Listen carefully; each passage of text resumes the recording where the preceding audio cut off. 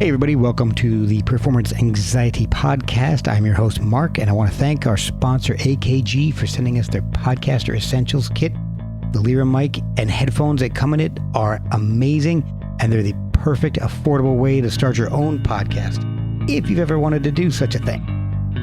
Now, this week we take a left turn. I invited a chef to be my guest. His name is Jay Reifel, and he just beat Bobby Flay with a mincemeat pie. And that's why I reached out. His supper club, Edible History, takes recipes from ancient manuscripts and recreates them to give diners a literal taste of history. But he didn't start out as a chef. We talk about his early life, somehow dual enrolling in high school and college, and finding an interesting loophole. Writing movies in LA, and then eventually leaving to bake bread in the Midwest. We also discuss how bread is like puppies. Whipped cream guilt, ordering herbs from witches, and a whole lot more. Jay gives us a little behind-the-scenes peek at how cooking competitions are created, as he's been on both Chopped and Beat Bobby Flay. Check out Brooklyn-based Edible History on social media. Go to ediblehistorynyc.com to check out some amazing menus. Follow us at Performance ANX on social media. Rate and review us, please. Merch is available at performanceanx.threadless.com, and we love coffee, and you can treat us, if you like, at ko-fi.com/performanceanxiety. This story takes some really interesting twists and turns, like a pretzel. So grab a mead and a plate of table cheese or fruits and nuts, and settle into Jay Reifel on Performance Anxiety, a proud member of the Pantheon podcast family. Hi, this is Jay Reifel. I'm from Edible History Supper Club. We have a cookbook coming out called The History of the World in 10 Dinners, and I'm on the Performance Anxiety Podcast. You want a couple more? Hey, this is Jay Reifel. Wow, that's really bad now. I had one in me, I guess. Hey, this is Jay Reifel on the Performance Anxiety Podcast. I'm the executive chef at Edible History. We also have a cookbook coming out in probably 2023 called The History of the World in 10 Dinners. You can follow me on Instagram and follow Edible History. Okay. All right, let me pull up my notes here, because I have some. Excellent. I do not. No. Hopefully you don't need them, but we'll see. I mean, there's some weird stuff in what you do. So yes, there is. I have notes about the weird stuff. That's good. Well, I know we spoke a little earlier in the week, and you've actually led a couple different professional lives. So I want to talk a little bit about as much of it as we can. And sure. It's 2:00, so I may be taking a pull on my Buffalo Trace here. Can't argue with that. There we go. It's a lazy Sunday, so it's indeed. I think it's necessary today. All right, so what you do, okay, and so for the listeners, I'm going to explain how I discovered you and what you do. I love food. I love eating. I really enjoy cooking. I don't know anything about it. I've never been trained on any of it. So some of my questions may be very basic for you. So please just bear with me. But my wife and I love to watch Beat Bobby Flay. And so we were watching it one night, and Jay comes on, and you win the battle, and you challenge Bobby to mincemeat pie. Right. And I thought it was crazy because they mentioned in your bio that you work with a lot of historical recipes. And I remember I had a great uncle who's a priest who loved mincemeat pie, and he would come over for Thanksgiving, and they would always have a mincemeat pie for him, and he was the only one that ate it because it sounded absolutely disgusting. But watching you prepare it, I'm like, this is really interesting.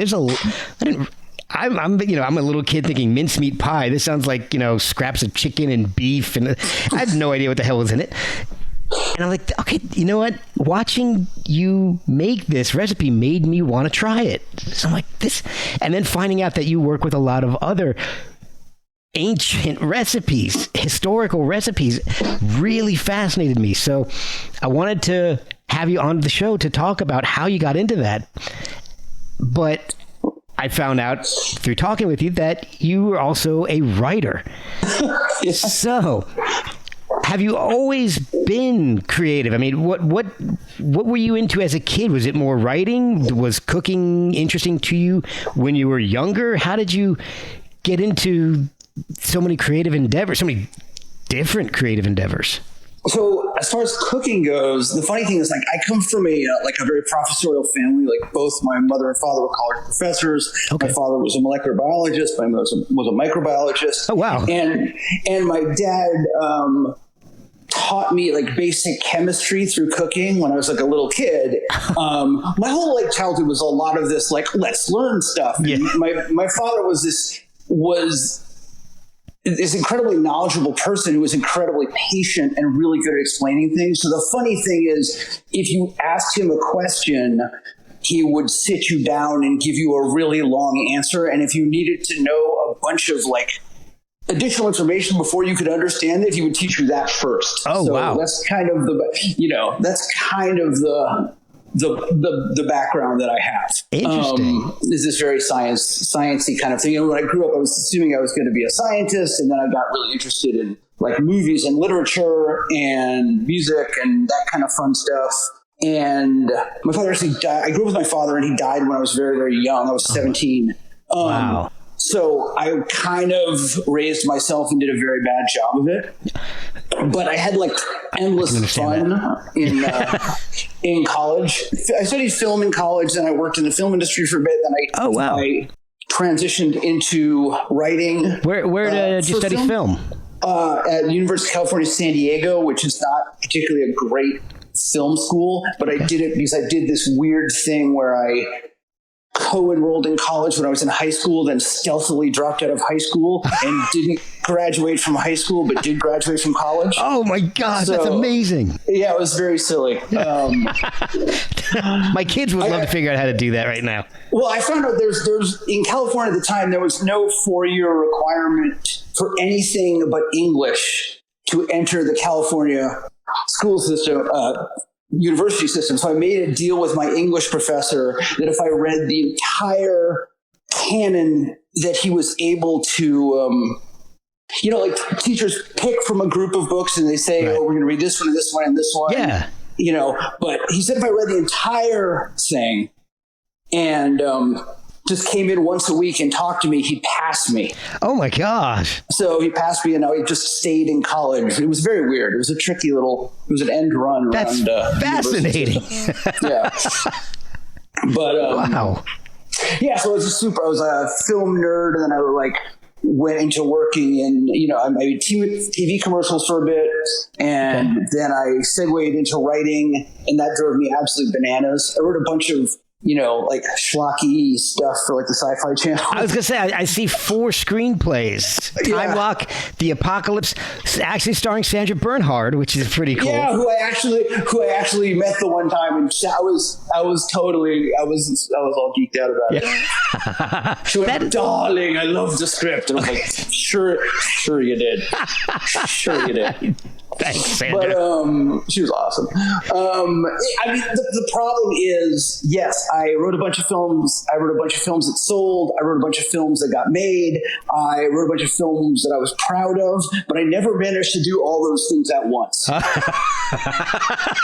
which was kind of soul destroying. I can imagine, but you know what? It's a lot more than I ever got. I mean, I've got some friends out in LA that I've written for them for a few years and kind of stopped because nothing ever went anywhere. So the fact that you got any one of those things done, I think is awesome. It was an odd ride. I'll give it that. But so then I basically had kind of a crisis, and I moved to this crazy farm in the middle of nowhere and learned to bake bread. Oh, okay. Well, and the thing is, I had always cooked, and I had always really, really liked cooking and really enjoyed. It was I'm a terribly anxious and depressed person. And cooking was the one time that was just really, really fun. And there's an immediacy to cooking that is the exact opposite of writing. Oh yeah, I can understand that. And I still do write, although I mostly do it for myself now and like write crazy books and stuff like that. Although we've recently sold a historical cookbook to Rizzoli Press, who are totally amazing. And we're super excited about that. And it comes out in like a year and a half. So I can't wait to find out about that. So I'll tell you about that's really cool. That's one of the things that takes a lot of my time right now. But yeah, so I sat on this farm for 6 months, and then I came to New York and I went to pastry school and studied French pastry because I figured that was like the closest thing to like chemistry and science, which I was comfortable with. Okay. You know? Okay. And while I was doing that, I started like, I got really interested in like the molecular gastronomy, like stuff. Oh yeah. And I trained at a famous molecular gastronomy restaurant here in New York, and I trained at in fine dining. And for a second, I thought I wanted to do that, and then I realized that I wanted to have a life and still be able to write stuff. Right. Yeah. And that's not really doable if you work in those kind of restaurants. These places are amazing, and a lot of my friends came out of there, but like I realized I wanted to do something for myself. So first I started this crazy supper club out of my apartment that was like fine dining supper club and super like ridiculous, precious, tiny 10-course meals and stuff. Yes. Which was great and incredibly fun. And then along the way, I met, Edible History, which is the primary thing I do now, primarily was originally a supper club where we would pick a period in history and kind of explain that through food made from primary source recipes, from original documentation, from ancient Rome to 10th century Baghdad to 19th century New York. Right. And it was actually originally started by my friend Victoria, who actually posted an ad saying like, I need a chef for this historical food project called Edible History. She's a historian and obviously my co-author with the book, and she does Edible History with me. And we met, and it was just an instant, absolute geek fest. Like, we'd watched all the same, like, ridiculous programs, and we listened to the same history podcasts, and we just were really interested, in all the same stuff, Okay. So before we get too deep into that, I got to find out this question. So you left LA, and how did you just start baking bread? Where did you go? How did you decide that that was what you were going to do, and how did you find the place to do it? I guess is more the question. I'm going to dodge this question a little bit, but it was like one of these weird, like, cooperative farms in the middle of nowhere that you can just go to and live there, and there's no cell service, and it's very peaceful, and it's a very controlled environment. And I knew that they had like a big kitchen program, and I knew that they had a bakery. And I was kind of in the back of my mind, I was deciding whether cooking was something that I wanted to pursue professionally. Okay. And I figured that was a good way of getting away from everything, reading a lot, and like just learning like the real basics of cooking and baking. And there's something really fun about bread. Like, bread is like nothing else. Bread is like having puppies. They're just these weird little things that grow, and they're adorable, I've never heard anybody describe it like that. It's fun. It's like this weird magical process where you take like 3 or 4 ingredients and you make this vast number of different kinds of loaves, and you form them and shape them, and they grow, and you like bake them. It's really fun, and it's really relaxing. And it's just it's a good thing. It sounds just like puppies, except for the baking part. Right. Yeah, I mean, it's a fair point. It depends on the menu, really. Yes. But so when did you know it was time to leave? And how did you get to New York and in the fine dining world from what sounds like a collective? Well, like, I knew I was good. Like, the decision I was making was whether to go to cooking school. So I made the decision, and I went to a cooking school, went to a French pastry program. Yeah. And that was so much fun. It was just that was a great transition from the farm, just to do that. Like that worked out really, really well for me. I was still kind of putting my head back together, and it really, it really worked out. And I was still writing and doing other stuff. I always juggle a little bit. Have you always been a fan of history in general, or is it? Yeah. Okay. Yeah, I've always really been a big, I've always been very interested in history and science and literature. And I think history gives you a kind of critical thinking grasp on the world better than a lot of other things. I mean, so does basic hard sciences. I'm kind of flabbergasted at people walking around and not understanding how things work, but that's just me. Yeah. Well, and you had scientists as parents. Right. So it's kind of I kind of come by it honestly that way. But yeah, no, I've always been very, very interested in history. It's find it very relaxing to understand stuff and kind of gives you a kind of breadth of understanding the world. When did you start discovering a love for historical recipes? I think it was something that I first kind of stumbled upon when I started thinking really seriously about food. The two things that I started to really read a lot about and investigate was the really technical aspects of cooking and kind of this very sciencey and modernist way of looking at cooking. Also, the really funny thing about a lot of stuff that we consider modernist cuisine, a lot of the time it's just applying pastry techniques to savory food. Oh, wow. Really? It's you measure it in grams. It must be a modernist. No, it's just measuring stuff. But it's really weird, the kind of messing with textures in that way. So I was super interested in that. And then I got really interested in kind of what the progression, if that's the future of food, the question becomes what's the past? Where did that come from? Where did that come from? You go back, it's easy to say, that's what the 80s food like. And you start thinking, what's the 50s food like? And then what's the 30s food like? And, you start, what's classical? And then you find these crazy through lines, these things you would never imagine. Mince pie is a very actually weird example that that it basically goes back to the Middle Ages when pies, which were called coffins, were inedible vessels, just made with bread and water that you put stuff in and age before refrigeration. You put a bunch of meat in something, you seal it, you bake it, right? With a bunch of, if you have some sugar and spice, amazing. And that actually is now sterile inside, and it will last much, much longer than just leaving it out on the counter. I never realized that. That's fascinating. Yeah, and then it just became, I actually have two. I have a Middle Ages recipe one, and the one I did was more of a 19th century one. And, and now when you get a mince pie, if you go to the store and buy mincemeat, there's no meat in that. What's weird about mine is I still make it with some meat and some meat fat, but you would never know it. I could serve you that pie and you'd never know there was meat in it. It tastes like Christmas. It tastes like the holidays. It's really lovely. But you'd never think, this has meat in it. But if you go back and have one from the Middle Ages, there's a lot more meat in it. You definitely know. But it's still it would still have the same kind of spice profile. That's fascinating, because when I think of, and I'm sure a lot of people are this way, when I think of old recipes, like you mentioned 30s, 40s, 50s, I'm thinking of, salmon in gelatin and some of these salmon aspect, definitely. Yeah, some of these things that just sound absolutely disgusting. But I was looking at some of the menus on the website that you have, and it's amazing. For example, the Tudor feast or the 15th century Italian feast.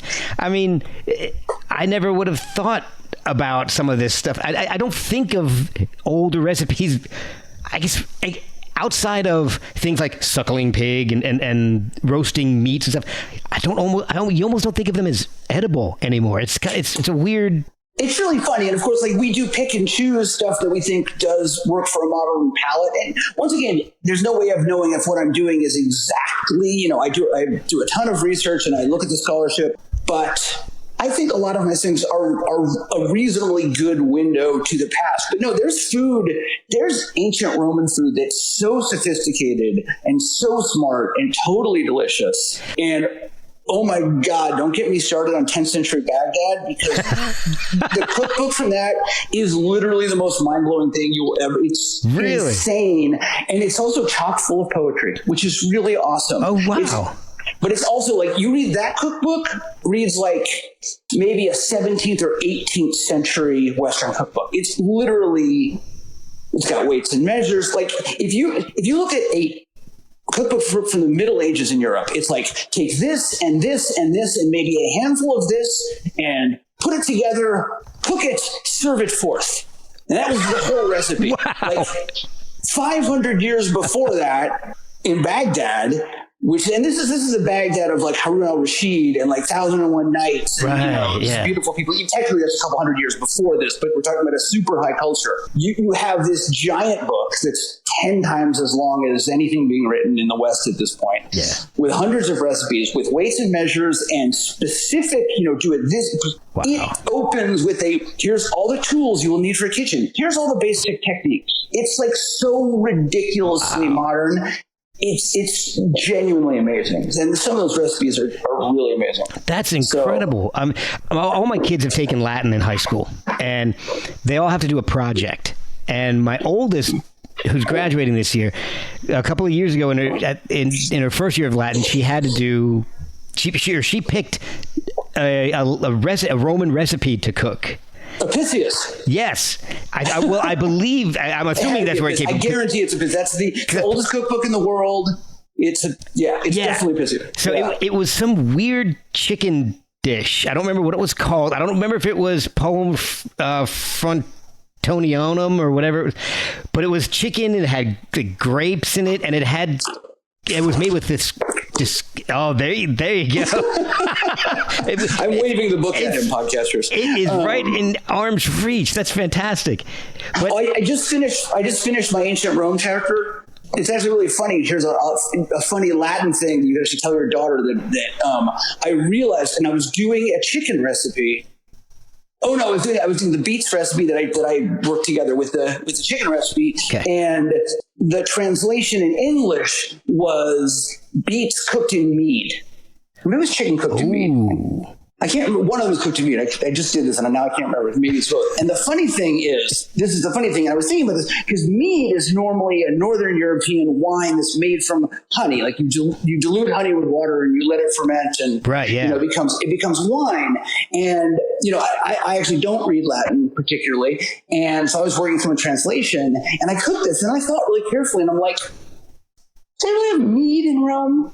They have a lot of honeyed wines, like wines that are mixed with honey and spices. Yeah. But did they have mead? And I did a little research, and then I went and actually looked at the Latin translation, and the word was mulsum, which was translated as mead, but is actually honeyed wine. And I'd already written the damn recipe, and I had to go back and change it. Oh, wow. Because the Latin was mistranslated in my copy. Which is an amazing translation regardless, but it's kind of old. That is amazing. Yeah. So I wish I had your daughter around right then. She fixed it for me. Oh, yeah, there you go.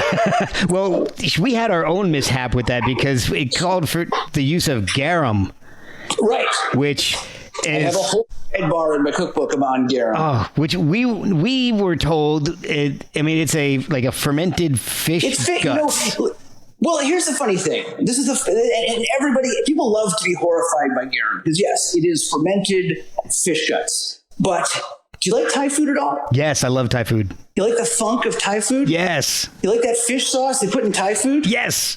Exactly the same thing. That's the thing. That's what we use because I'm like, we're not spending 6 months fermenting fish guts. Right. You can actually buy artisanal garum, but honestly, artisanal garum and like fish sauce you buy at the store, it's almost the same. Well, here's the issue that I had with it was more the measurement, because I'm not sure exactly how much we were supposed to use, but I'm pretty sure we used a shit ton more than we were supposed to. Oh, yeah, that's a problem. Because all of a sudden my house smelled like a cannery, and it tasted fine, but you had to get over the smell in the kitchen. Yeah. And my daughter brought it to school, and nobody would try it.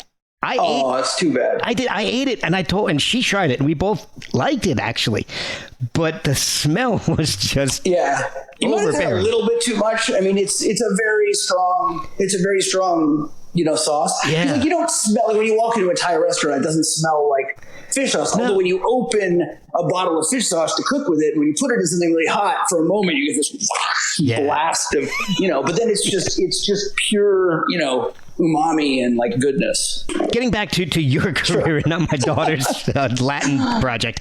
You actually end up working with Wiley Dufresne, who is just... Yeah, when I said I worked at it, I trained there. I was, so I tried what's called a stage, where you like go and you get trained. Okay. At WD-50? WD-50. Yeah.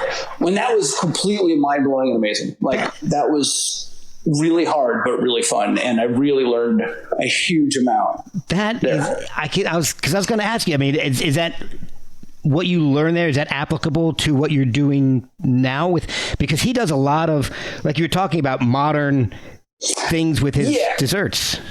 Some stuff. Yeah. I mean, I was in Malcolm, who then went to Noma. Okay. And, there's, some of my approaches will be the same. And the funny thing is, like, you also have to remember that, like, chefs in the past, anyone who was, doing the kind of food that we do was the head of like a royal kitchen or at least a noble kitchen. And they probably had 30 people or 50 people or 100 people working for them, including horrible jobs that was just turning a spit for 8 hours. Right. Oh, God. Making garum. Hours. Or, making garum. But the funny thing is, like one of the great kitchen innovations was replacing the spit boy, the boy who turned the spit, with a dog that walked on a treadmill that turned the spit. I was like, really? It's like the latest modern kitchen convenience. At one mechanization. Small dog. That's man, now if you had a small dog in your kitchen, you get shut down. This is also true. So, I mean, I'll often do stuff like, I think even if you're just a home cook, it's really instructive to, like, just for fun, go make a cake with just a spoon. Like if you read like Mary Beecham or something, what is like 19th century cookbooks, or like, and now beat it by hand for 25 minutes. Yeah. You try doing that sometimes. That's horrendous. I tried making whipped cream once by hand, and that was horrible. Yeah, like it's really funny. There's like a pastry guys are like, you must always make whipped cream by hand, or at least we'll always finish it by hand. We'll get it almost there, and we'll be very persnickety about finishing it by hand. Right. It took me a while not to have to do that. I felt guilty if I used a machine to make it. But yeah, like making some of those things by hand is really, grinding. There's this traditional sugar thing called a marchpane, which is basically ground almonds and sugar. Okay. And like making a significant one by hand is an absolute nightmare. And I did it once just to see, and it was. So a lot of things like that are worth doing once just to see, like, wow, this is really difficult. But then like the head chef once again isn't probably doing that. Like even in my day job, I don't do a huge amount of that kind of handwork. I have people for that. Yeah, exactly. I've got a question about the supper club scene. Sure. So your bio states that you're in the underground supper club scene. What was or is an underground supper club scene? Because I'm imagining like a culinary version of Fight Club or something. Well, I mean, in a sense, yes. So like my first supper club, which was the crazy, precious, fancy pants, 10-course tweezers on everything one was, I mean, the thing is, you can't legally charge to invite people over to your house to eat. You can't legally, Right. Not that I did any of these things. Right. Of course not. But like, you can't run a restaurant out of your house. Yeah. Basically.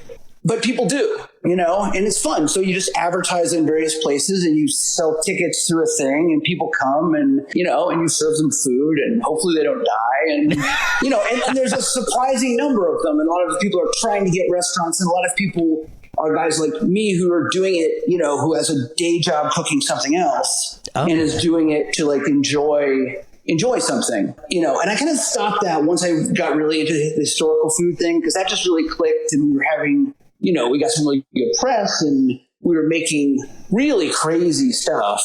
So it was a lot of fun. I don't know. So we'll be right back after a word from our sponsors. So how did you get hooked up with your partner with Edible History? So literally she ran an ad saying like, looking for a chef who's interested in historical cooking. And I was like, that's me. And we met, and literally it was one of those just instant click things. Like we had a very, very similar vision, and we really shaped that vision together. Like we had this joke that it was like, we wanted food to be the gateway drug to history. Oh, we wanted people to taste something. Like it's hard to imagine a better way of really connecting. If you're eating a meal that's the same as someone ate 500 years ago, and then the way it works is as the courses come out, she comes out and gives you a thumbnail of the history of this time. Okay. Which she's really, really good at. And then I come out and I do a couple little like culinary things. Like I talk about garum, for example, right, as we discussed. Or I talk about, these crazy things. Or like I talk about pies, which are totally amazing. And like the Tudor one, people, you've heard about the 420 blackbirds baked in a pie. Yeah. Which is totally a thing. Really? Like another one they really like. See, Tudors loved spectacle. They loved, food as theater. And pies were these giant, cooking vessels. You could just put stuff in them, right? So you'd bake a pie and you just take the top off and you put something in it. Like a really popular one was live frogs. So you bring it to the table, and you take the top off, and all these frogs jump out and run across the table. Another popular one was a dwarf who would come out playing an instrument. In a pie. These are quite large pies. To give you an idea of how big a pie can be, you can look this up, but famously, and I think this was at the meeting between, it's like the Field of Cloth of Gold, and it was a meeting between the English king and the French king in France, and they had a fountain that spewed wine, and they had a pie that was admittedly a very large pie that they opened, and they had a bunch of musicians inside who then began to play. Oh my God, that's amazing. It's good to be the king. Yes, it is. That's historical right there. Mel Brooks knew what he was talking about. Exactly. So I come out a little bit and I talk, and mostly Victoria talks, and people eat the food, and people, I think they get some sense of connection with their past, and hopefully they then go and think, I want to know more about whatever era that is, or just history in general, just to get a sense of, like, we try to come at it from this very inclusive, this very like modern, we don't talk about, kings and battles and stuff. We talk about the habits of people, and what it's like to walk through a Roman market and what Rome was actually like, and ideas about that. And we do, you want to throw in like, people really did like gladiators killing each other, but hey, we like football. Cool. That's exactly the example that she used. I would have said MMA, but Yeah, see, I haven't gotten into MMA that much yet. So. Oh, it's amazing. Oh, you know what? I'm going to have you on, and Kelly Scott from Failure, the drummer from Failure. Sweet. He's a huge MMA fan. So actually, what you need is to find a sumo fan that I can talk to, because I'm a really irritating sumo fan. I will. Okay. So sumo wrestling's amazing. Don't even get me started. So cool. I watched. My dad used to work for a Japanese company back in the 80s, so I used to actually watch some. But cool! Yeah, I watch. It's the only sporting event that I consistently watch. Actually, just because I'm a complete weirdo. Yeah, but it's totally great. I only like college sumo wrestling. I don't know. Those pro guys are doing it all for the money. Do you I'm totally not a sports guy. I have this weird affinity for sumo. It's weird. It's also my day job. Is I cook for Major League Baseball. Oh, that's right. It's a huge amount of what I do as my day job, and I know nothing about baseball at all. But don't tell anybody. No, we'll keep that out. So how do you find the recipes that you use for Edible History? This is one of those things that's like, we are so ridiculously lucky and spoiled to live in the era we do now. Because I remember, when I was younger, one of my favorite things to do is I just would haunt libraries and just do weird research and stuff. And I was always looking for weird books on weird things. And it was like, there was this time when you could know more than other people just because you were willing to put the legwork in. Yep. And now it's crazy because people should be ashamed for not knowing stuff, because it's there at your fingertips. Just press a button. It's just right there. Yeah. And it's not on BuzzFeed. So the truth is, most of these, and once again, when I do historical cooking, I work from original documentation, often in translation, but original, for me to do it, I have to have, with one exception for the cookbook, but generally I'm working from a cookbook or an actual recipe that I find, and a huge amount is online. Some of the most spectacular cookbooks in the world are either online, or at least you can buy them. Okay. The 10th century Baghdad one is not online, and it's a little expensive, but it's really worth it. But like, if you want your mind blown a little bit, you can look up The Epicurean, which is the cookbook it was originally like published in like 1880 or something, from the head chef of Delmonico's. I've heard of it. When Delmonico's was like, the fanciest restaurant in America, basically, and it was everyone in New York. There was actually at one point there were 7 different Delmonico's. Oh, really? But I didn't know that. Yeah, it was a chain. But hey, go America! It was, but this cookbook, and it's online, it's PDF. You can just you can just Google it, find it, look at it. It's really worth looking at. Okay. Because it's in 2 volumes. They're each like 1,000 pages. It's heavily illustrated. It's just it's such a ridiculous level of cuisine. Wow. They were doing stuff then that was still so sophisticated and so difficult, and they were really into these incredibly, and I did these at a dinner once, these incredibly complex cold dishes. Oh, okay. This like chaud-froid stuff, which was considered, like the height of like the test of a chef's ability. Would be, this kind of stuff. And so the dish that I did was, it's basically you take a quail and you bone it out, which is really difficult. Just to do a lot of them is hard. Right. And you fill it with like truffled force meat and some foie gras and I think some ham, and you bake it in a mold. So it's a little semicircle, right? Okay. You take it out of the mold and then you put this heavy white sauce with chaud-froid sauce back in the mold. And you chill it again in the mold. And then you take it out of the mold and you decorate the top with this elaborately cut truffle. And then you put the aspic, the stuff you made fun of with the salmon, which can actually be quite good. And you put it back in the mold with that. And you get this weird... It looks like a pastry. It just looks like a bomb. It looks like this very, very fancy pastry. And it's technically just a very, very difficult process. Wow. And that was incredibly fun. The funny thing is, technically, I only did half the recipe because the other half of the recipe it then says, now take fat and wax and carve this holder for the little guys. Oh my God. That look like griffins holding scallops. And there's just a picture of this thing with griffins holding scallops. Oh my God. That's beyond my ability. Wow. I did once make a St. Agatha bust about 3 feet high out of bread and sugar. Who's a Catholic saint who carries her breasts around on a plate because she was martyred by having her breasts torn off and then magically healed by St. Peter. I think I saw a picture of that. Yeah, it's in Vogue. Okay, that was something else, man. Yeah, that was cool. Do you have a problem finding some of the ingredients for some of these recipes? Sometimes, actually, yeah. Sometimes they're quite hard to source, and sometimes you have to use some kind of an analog. The funny thing is, certain of these herbs that aren't sold, and once again, I live in New York, so there's just some amazing places here, and you can get a ton of stuff off Amazon, but I literally had to order some of my herbs from a witchy like it came saying like moon magic on it and stuff. My God.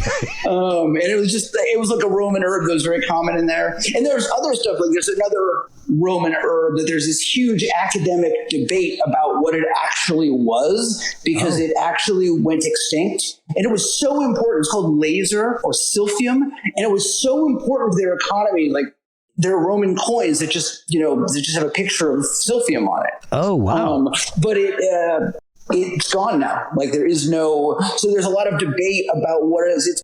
Most people agree that it's probably pretty similar to asafoetida, which is a root herb that you get in Indian cooking a lot. Okay, that was actually one of the things I was going to specifically ask you about. What? The asafoetida, because I had no idea how to pronounce it or what it was. It's a very specific taste, and when you smell it, you instantly know. Like, it's that taste from Indian food that people often call pungent. Okay. It's this very like it's not hot or it's just pungent. I'm trying to think what it's like, but it's like once you smell it, you think, oh, it's that Indian food smell. Okay. And not like the curry smell. It's not like a garam masala. It's right. Like, it has this very specific pungent. And my recollection is it's the sap from a root that is then dried. Oh, wow. I believe. See, because I was looking at the like I said, I was looking at the menus and I was just fascinated by them. And some of the items on the menu, like the asafoetida, fermented maracuya, and leche de tigre. Those are actually fermented maracuya is just passion fruit. Oh, okay. That's just a Spanish word for passion fruit, and that's for my pre-Columbian ceviche, because like pre-Columbia is a very fraught term, and I don't usually use there's this idea of what people used to call it the Columbian exchange or the Columbian circulation. Okay. I like to call it the Atlantic circulation, but it's and I think like a lot of food nerds love to tell people before the New World was discovered, that's in quotes. Yeah. Italian food didn't have any tomatoes, and the Irish people didn't have any potatoes, because those are totally from the New World. And I mean, other stuff is easy to forget. Szechuan food didn't have hot peppers. It had Szechuan peppers, but it didn't have no capsicum peppers, no spicy peppers except black pepper, which is a totally different plant, existed. So, and then, turkeys, pumpkins, and then there was no coffee there. All these things that are now grown in that part of the world, like coffee comes from Africa, Right. So, but the funny thing is, it's, people, that's easy to remember, but then you forget that, we're talking about Mexican food with no limes. Oh, wow. There was no citrus in Central America. That's all from Europe. I didn't know that. Where citrus is originally indigenous to, but it was brought by the Spanish. Wow. So the funny thing, they did have, I did this dish where I had 3 different, oh man, I have to say this again because I'm drawing a blank. Those things, the stuff with the thing, So I did this dish where I had 3 different ceviches. Okay. And I had a ceviche that was quote unquote pre-Columbian, like before the conquistadors arrived and brought citrus. And they would actually take fish and they would marinate it in fermented passion fruit juice, which is very sweet and gets pretty acidic, and will actually cook the fish with its acid the way, they do with a modern one with lime juice. Yes. Right. The other one they would do is, it's fermented spit.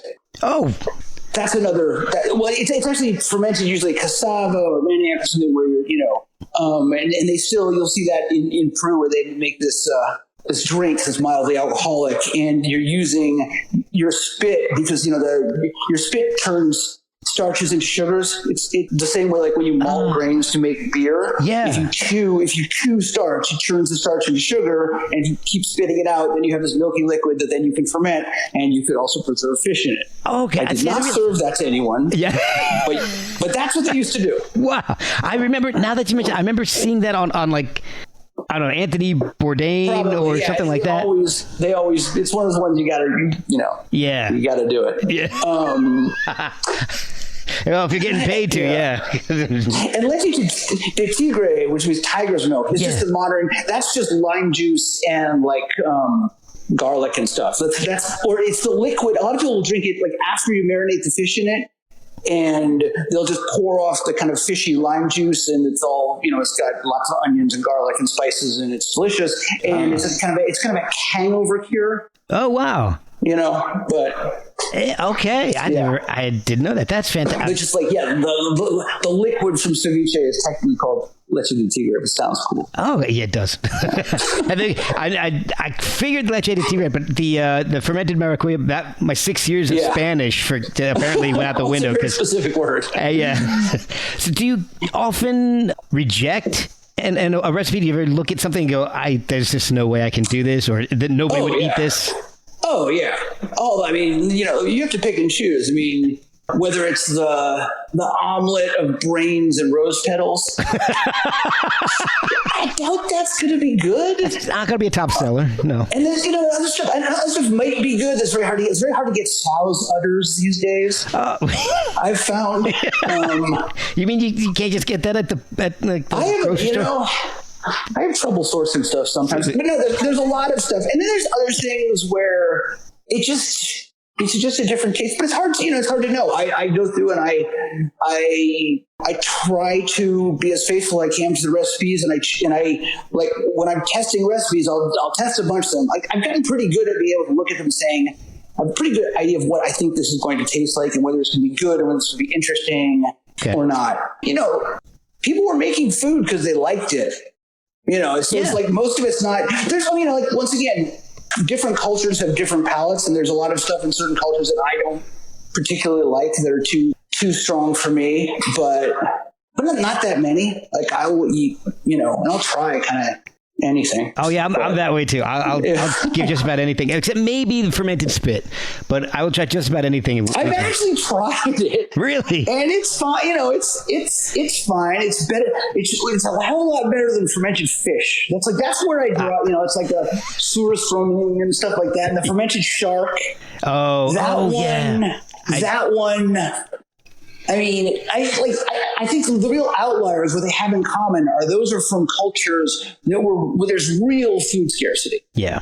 Like the reason the Icelandic people eat fermented shark is there isn't a lot to eat in Iceland in the winter. Right. It really isn't. And that shark can't be eaten raw or cooked. It has to be fermented. Oh, really? It's poisonous. Wow. For a really disgusting reason.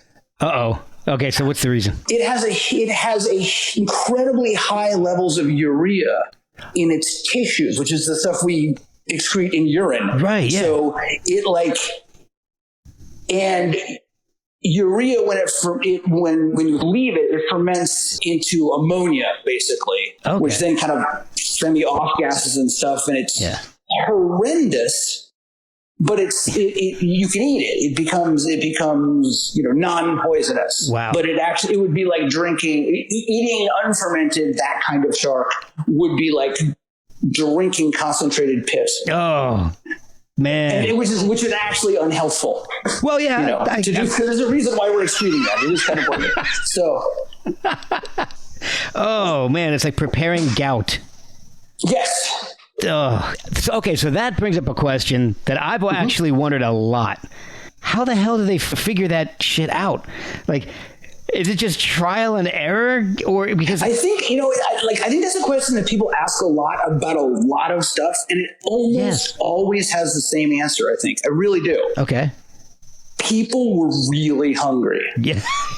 No, I mean, I suspect it is that someone who was really, really hungry and knows that you can't eat that shark knew wrongly that they knew correctly that you couldn't eat it when it was fresh, and they had a really old rotten one sitting around, and they had nothing else to eat, and they're like, I'm starving to death, fuck it, I'm gonna eat it, because starving people will eat anything. Yeah. They eat, dirt, they eat shoe leather, they bark off trees, you'll just eat anything, and they ate it, and they were like, oh, well, it's horrendous, but like, we didn't die. I'm actually not hungry anymore, and I didn't die. Yeah.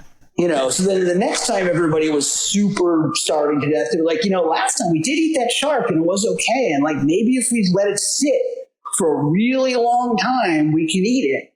Yeah. I think it's always things like that, that weird kind of trial and error.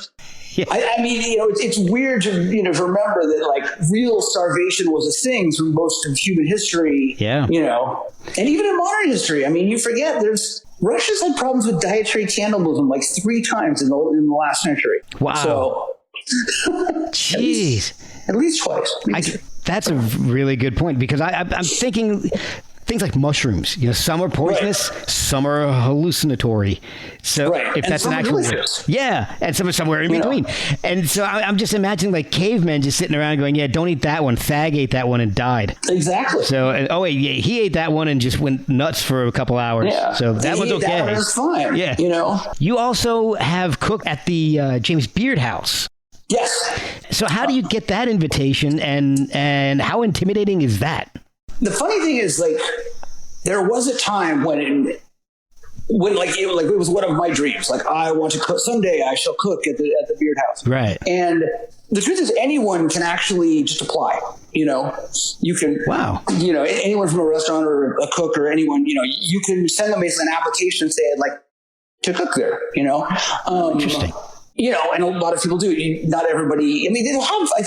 They're closed right now, but they had like over 200 dinners a year, I think. So it's like a lot of people do get to cook there. But like prior to that, like when we did a series at the Museum of Food and Drink. We were their artistic residents. We were actually their first artistic residents. Oh, cool. And we did a bunch of dinners with them.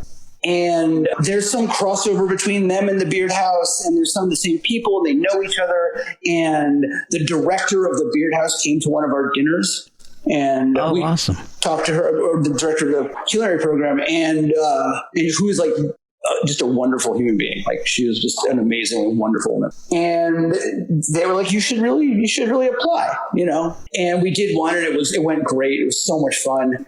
And actually, I'll tell you a funny story about that. Like, the most modern solution to a 19th century problem in all of history. But yeah, okay. so we did one, and then we did another.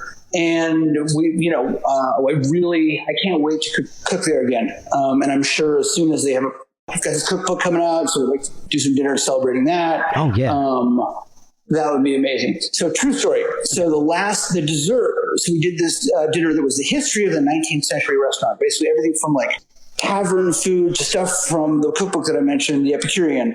And one of them was the Alaska, Florida, which is the original baked Alaska. Oh, okay. You know, and it's funny. It's like when I was a kid, my mom like thought that baked Alaska was like the most hotsy thing, you know. And I was kind of like, here, look, I can actually cook this thing. And I did this original recipe, and I made these little individual ones, and I made them at my work. And I have a very nice freezer at my work. It's very cold. Okay. And I had these little molds, and we went to the James Beard House, and like, their kitchen is actually not the greatest kitchen in the world because it's James Beard's old kitchen, and it's an amazing home kitchen, but it's like, and it's, you know, like the ovens aren't great, and it's not industrial. You know, they've upgraded it a lot, and it's like a small, nice little restaurant kitchen, but it's not okay. It's not a modern restaurant kitchen, and their refrigeration actually wasn't great, and their freezer wasn't that cold. Oh, like, no. And we go to unmold them. Like, what you do is you like wrap them in whipped cream, and then you just put them on a broiler. Nowadays, you would just hit them with a torch to torch the meringue on the outside without melting the ice cream. Okay. And they were soft, and the ice cream was starting to melt, and I couldn't get them out of the molds. And we didn't know what to do. So then we're like, wait. So there's a bar around the corner that we know that's this very modernist bar. And they do like fancy cool stuff. Yeah. And they always have liquid nitrogen. So we're like, quick, run over to the bar, tell them, like, you know, it's me and my friend John Hutt, who's like amazing chef. He was the chef at MoFad, and he's teaching robots to cook in Barcelona. Oh, wow. And he's just a remarkable guy. We sent somebody over there. They came back with a dewar of liquid nitrogen right before service. We just flashed. Look at the whole room fills up with smoke. That liquid nitrogen smoke. Right, yeah. Everything worked perfectly. They came right out of the molds. We wrapped them in meringue, torched them, sent them out. No one was the wiser. Oh, man, that's awesome. But it was literally liquid nitrogen, which is not technically a 19th century ingredient. No. Well, okay, so speaking of that, at Edible History, do you use period implements to cook with, or is it a modern? Short answer, no. Yeah. And the truth, because what I always say no dogs? This is the thing. I would say the most common period kitchen implement throughout history is the slave. Or at least the indentured servant. You know, it's like, you know, most Roman cooking, was done by slaves. Most things were done by, children, or like things that I don't, that I'm not in favor of. Yeah. Also, mostly I'm one guy. I usually have an assistant or two, who I'm usually paying out of my own pocket, or they're friends, or they're people who, want to try their hand at historical cooking. Yeah. And if you're in New York and you want to, hit me up. Absolutely. Because I am recipe testing now, and if anybody wants to hang out and like do some historical cooking testing. Oh, sweet. Totally down.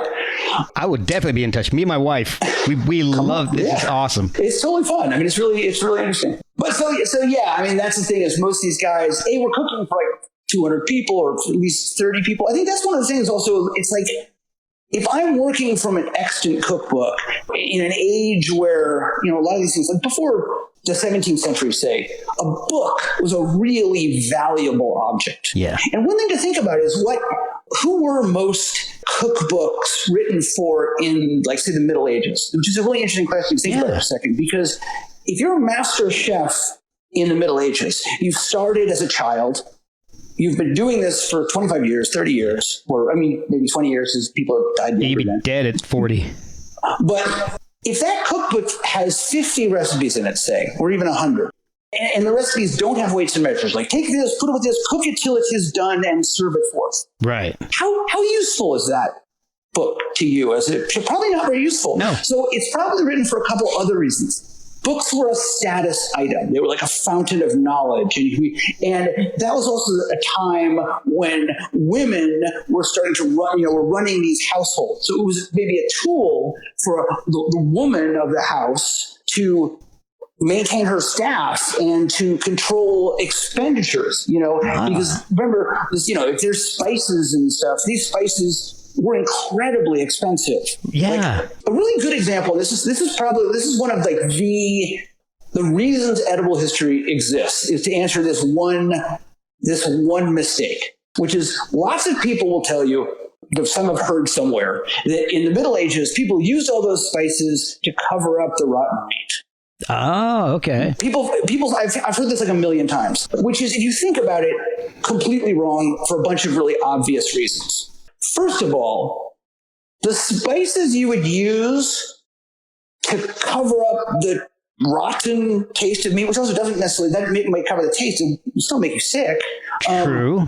Would cost more than the cow.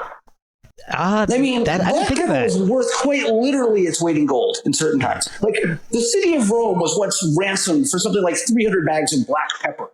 For a city. Wow. Maybe it's 3,000, but still. It's this is incredibly expensive stuff. I mean, for you to be in England, getting black pepper or nutmeg or allspice, it comes from an island off the coast of East Asia. Right. That's gone by boat to China or India, then overland through the desert, maybe to Egypt, where it took a boat to Venice, and then it got all the way across Europe to England in the Middle Ages. That thing is so valuable. And like, you grow cows. You have cows. That's true. So that's one reason. The other thing is, remember that like, it's not like 4 people are ever sitting at a table. If you're rich enough to have spices and own a cookbook, you also have a castle or at least a manor house, right? Yep. So, and you have vassals and servants, and you would be served first in eating, but like there would be 30 or 40 or 50 or 60, 70 people eating at the same meal kind of down the food chain. Right. So there wasn't a lot of meat left over. You butcher a cow, you feed people. It's a good point. It's not like there's meat like sitting around, Yeah. And when they did want to preserve it, you would bake it in pie. Yeah, exactly. I came full circle with that one. That was fantastic.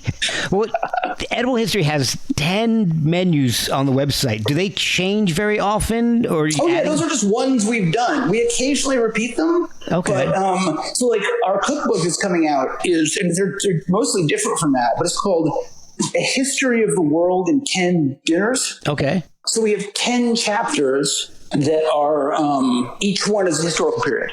Oh, okay. So they're different, but it's, so we'll always be doing more stuff. Like we have some ones that, the Tudor one's very popular. The Silk Road one is great. The evolution of the 19th century New York restaurant one is super cool. Rome is really cool. The one where you sew a pig to a turkey? Yes. That one's interesting. Yes, that is and it's funny. In the picture, it is a pig to a turkey. Originally, that would, of course, be a pig to a chicken. It was actually a capon, which is a castrated rooster. Right, yeah. Because that recipe is from 1380. Wow. And turkeys had not come to Europe yet. I used the turkeys that wanted to be big, but it would originally be, and the one in the picture that you've seen, it would have been painted green, but that one wasn't. Oh, wow. Yeah. Man, painting food. I've never heard of that one before. Well, because the thing we're discussing is a cockatrice. So it's a mythical animal. And it's once it goes back to this idea that Tudors and Henry VIII loved the cockatrice. They loved the idea that they'd eaten porpoises and, this and that, and they'd run out of things to eat. So like, I'm going to eat a mythical thing. So it was something from like mythology, so it was like this way of making a monster that he could then eat. That's why it was painted green.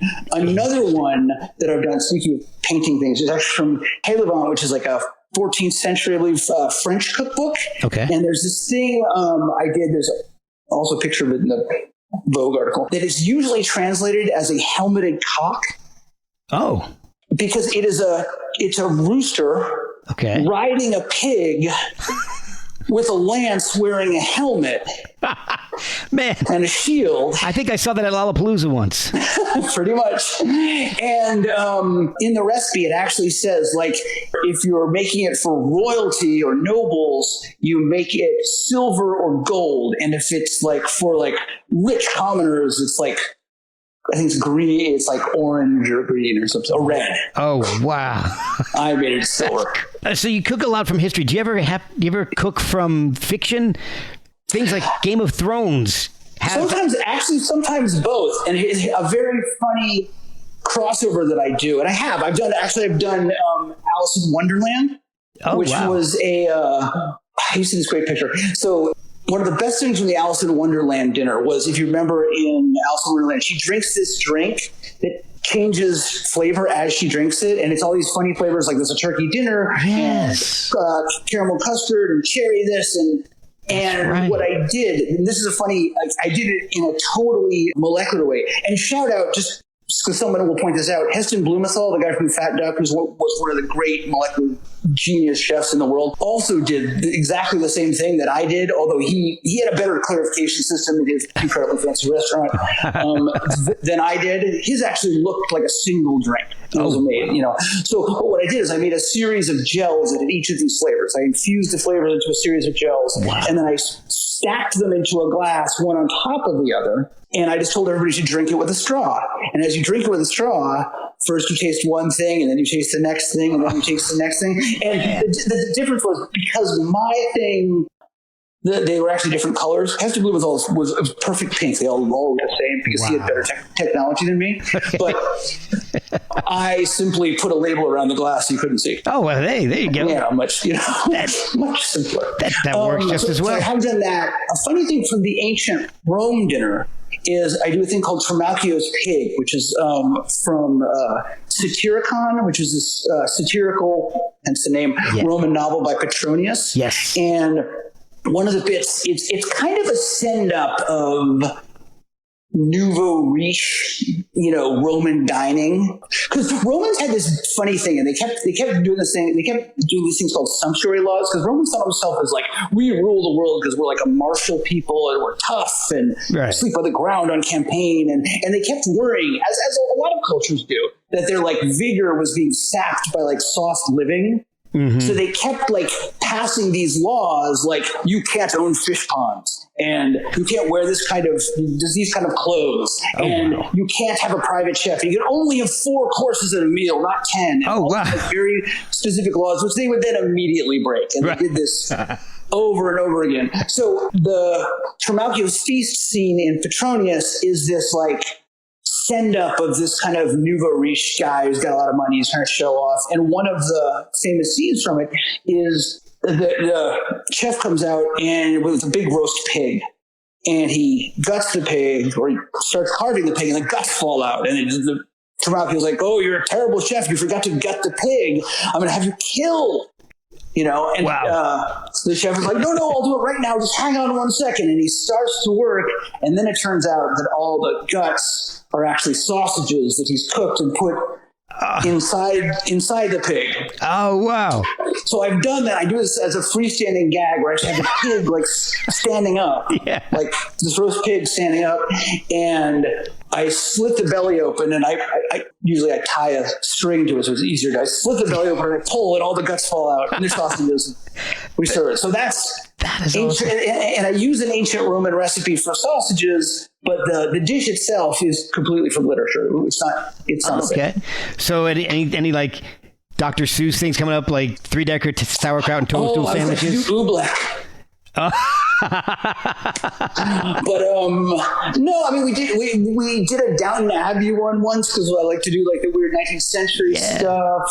I mean, the funny one that's also a funny crossover is for the 19th century restaurant one, we did mock turtle soup, which is totally a real thing. Yeah. But if you remember in Alice in Wonderland again, you have the mock turtle at the Mad Tea Party with a Mad Hatter, and the mock turtle is a big giant sea turtle with a calf's head. Yes. And the reason for that is turtle soup in like the 19th century was like the hotsy-totsy food. Okay. And that was one of the first eras where like you had a burgeoning middle class and you had people like trying to show off with their home chef, and like, you know, it was definitely like, you know, a social climbing kind of thing to like have fancy food.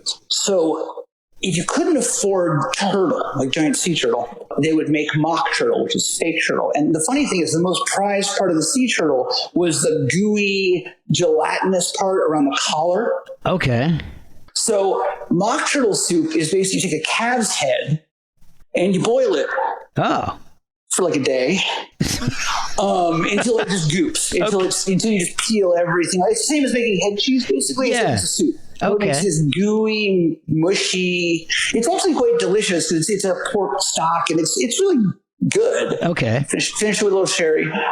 But that's why the mock turtle in the Mad Tea Party has a calf's head. Interesting. Okay. Yeah.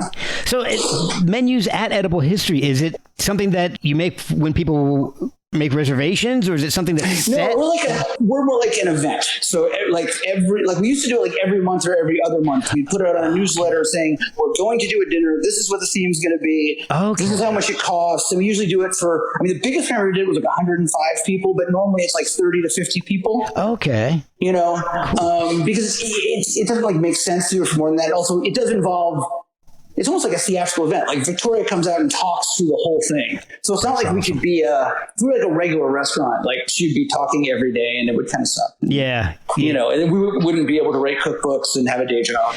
So the cookbook, that sounds fascinating. How many, so you said it's like 10, it's going to be 10? It's a history of the world in 10 dinners. How far along are you with it right now? I'm working on the 4th chapter. Okay. It will be out in about like 2 years. It was just acquired recently, and we had nonfiction books. You do a book proposal. Mm-hmm. So we wrote 2 chapters and the intros and a complete structure of the entire book, a list of every recipe that's going to be in the book, and like a mission statement, all this kind of stuff. And then someone acquires it, and then you write the rest of it. Okay. So we will be delivering it in approximately a year. So you are to the publisher, and then they have to to do all the photography, and editing, and decide when it comes out. So it's a weird process. So, but at this point, you already know what the recipes are going to be. Yes, but I have to. So I'm doing recipe testing right now. Which is why I'm saying if people want to come hang out in the kitchen and test some food, come on down. Excellent. You say it's like a history of the world. Where does it start and where will it end? It starts with ancient Rome. Okay. I'm going to get this wrong. That's the funny part. Ancient Rome, 10th century Baghdad.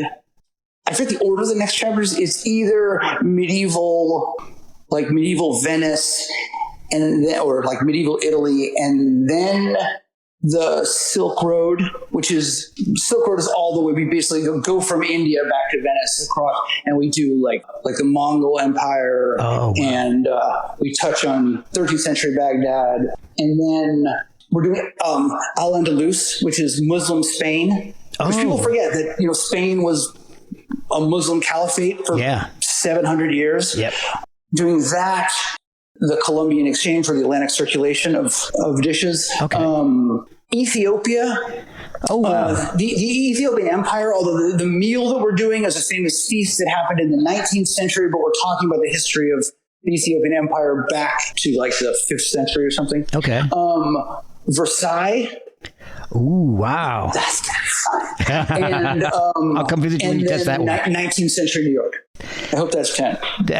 I wasn't keeping track, but it's close enough. Yeah. So you're going to add any poetry? You going to add any poetry to it? Oh, I do talk about the poetry from that book. That book is so amazing. But perhaps. I know 2 poets. I'll hook you